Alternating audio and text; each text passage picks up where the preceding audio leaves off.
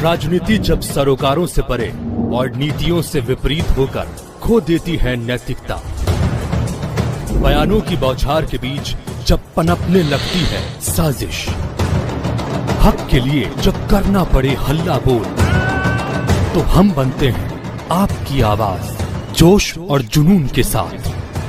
दिन भर की बड़ी खबरें एक साथ, सुर्खियां दिन भर।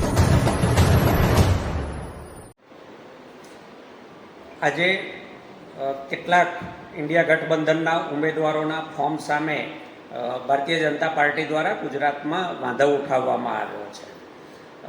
15 ભાવનગર લોકસભાના ઇન્ડિયા ગઠબંધનના આમ આદમી પાર્ટીના ઉમેદવાર શ્રી ઉમેશભાઈ મકવાણાના ફોર્મ સામે પણ વાંધો ઉઠાવવામાં આવ્યો છે। આ વખતે 26માંથી 26 રિપીટ કરવાની જે વાત હતી, 5 લાખથી વધારે માર્જિનની જે વાત હતી, જે દાવા થઈ રહ્યા હતા, એ બધા જ ડૂબતા ભારતીય જનતા પાર્ટીને સાફ દેખાય છે। જે રીતની ભીડ ઇન્ડિયા ગઠબંધનના ઉમેદવારોના ફોર્મ ભરવામાં થઈ છે, એનાથી ભારતીય જનતા પાર્ટી હેબતાઈ ગઈ છે। ઉમેશભાઈ મકવાણાના ફોર્મ સામે જે વાંધા લેવાયા, નિયમ મુજબ ઉમેદવારે પોતે સ્ક્રુટિનીમાં હાજર રહી અને ઓબ્જેક્શન ઉઠાવવાના હોય છે। ઉમેદવાર પોતે આજે સ્ક્રુટિનીમાં હાજર રહ્યા નથી, એટલે પહેલી જ નજરે પ્રતિનિધિ દ્વારા ઉઠાવવામાં આવતા વાંધા ચૂંટણી અધિકારી સ્વીકારતા નથી। એ નિયમ હોવા છતાં આજે પંચે અધિકારીએ એમના વાંધા સ્વીકાર્યા અને ઉમેશભાઈને આવતીકાલ 10:30 વાગ્યા સુધીનો સમય આપ્યો છે।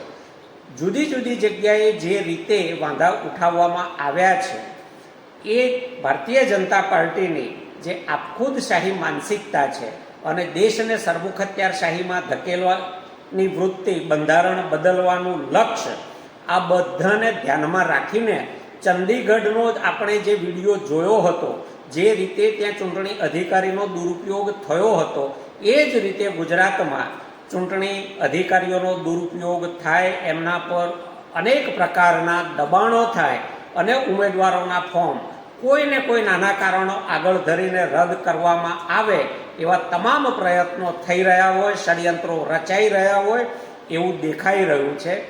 ના માત્ર ઉમેદવારો માટે કે રાજકીય પક્ષો માટે, તમામ મતદારો માટે આ ખૂબ ગંભીર ચિંતાનો વિષય છે। આ ભારતીય જનતા પાર્ટીની જે માનસિકતા છે, બંધારણીય સંસ્થાઓના દુરુપયોગની જે વૃત્તિ છે, દેશને સરમુખત્યારશાહી તરફ ધકેલવાની એમની જે અંતિમ ઈચ્છા છે, લક્ષ્ય છે, બંધારણ એમને બદલવું છે, એની સામે આપણે સૌએ આવી તમામ નાની નાની છૂટક થતી બાબતો સામે પણ બોલવું પડશે। અને એટલા માટે આવતીકાલે સૌ ભાવનગર લોકસભામાં રહેતા તમામ મતદારોને, નાગરિકોને, જાગૃત નાગરિકોને મારી અપીલ છે કે 10:30 વાગે ઉમેશભાઈના મધ્યસ્થ કાર્યાલય પર આપણે સૌ હાજર રહીએ અને સાથે મળીને કલેક્ટર સમક્ષ આપણે રજૂઆત કરવા જઈએ કે ઉમેશભાઈનું ફોર્મ કાયદેસર છે, ઉઠાવાયેલા વાંધા ગ્રાહ્ય રાખી શકાય એમ નથી। લોકશાહી રીતે મતદારોને નક્કી કરવા દો કે એમને પોતાના પ્રતિનિધિ તરીકે કોને પસંદ કરવો છે। તંત્ર એમાં બિલકુલ દરમિયાનગીરી ન કરે, એ માટે આપણે સૌએ મક્કમ અવાજે બોલવું પડશે।